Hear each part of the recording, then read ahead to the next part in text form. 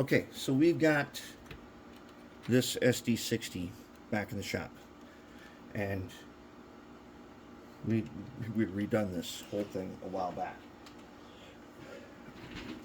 So what happened was, when I got home on the layout, it just stopped. And not only that, the other one also, the other identical one, number 04, also stopped dead on the track. And I figured out why. Let's take a look at this decoder, and I'm going to show you why. Okay, now it's going to be, we need to zoom way in to see this.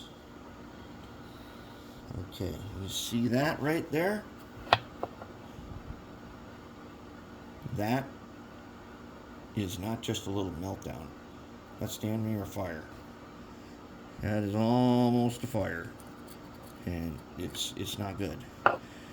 One of the reasons is, you see the little resistors, see where the lines are?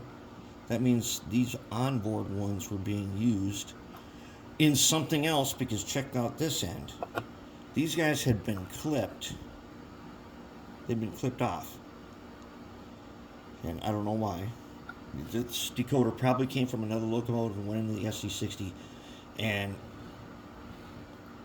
I think, when powered up on that layout with 15 amps of power, something failed. Possibly one of these little guys for the LEDs. Now what we do, and what we did do, is we put in the headlight, as you can see here, there's our headlight. You see our big old 1 watt 1K in there?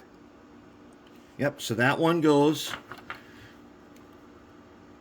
to these, but it's got its resistor cut, and that's a no-go. That's just not, that's not going to work out. We'll have to figure out what we're going to do to solve that. Well, we don't have to, because this thing's melted down. So here we go. New one is already installed. Okay, now this one doesn't have, and we're not cutting any of those, because we are going to use the big guys, these guys. So we won't have to worry about these. And that thing had so many different resistors cut for various things, and then it got transplanted, and that transplant did not go through good. And even though we had it working a little bit, well, we had it working pretty good, but we only have 5 amps max.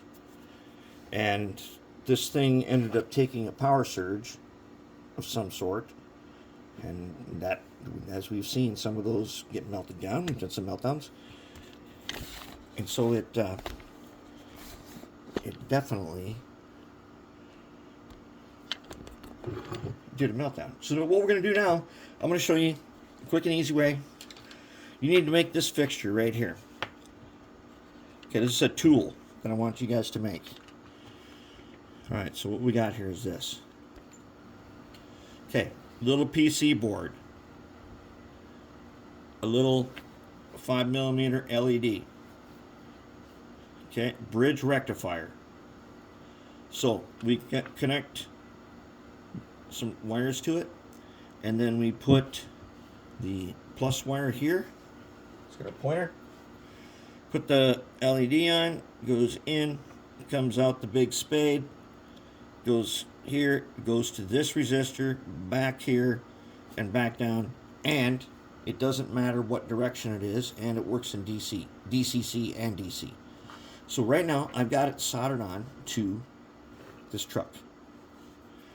So this is a super handy tool. I want to see if this truck shorts. I want to find out, does it short? So let's put it over here on the track. And, oh, look at that. We already got power on. Okay. So if you can see now, there's the LED. He's lit. Whoa, what was that? Oh, that was that touching that guy. Okay. No, he does not short, and the light stays constant. Switch direction. Boom. Doesn't even move. Okay, this truck is good to go. It does not have any shorts in it.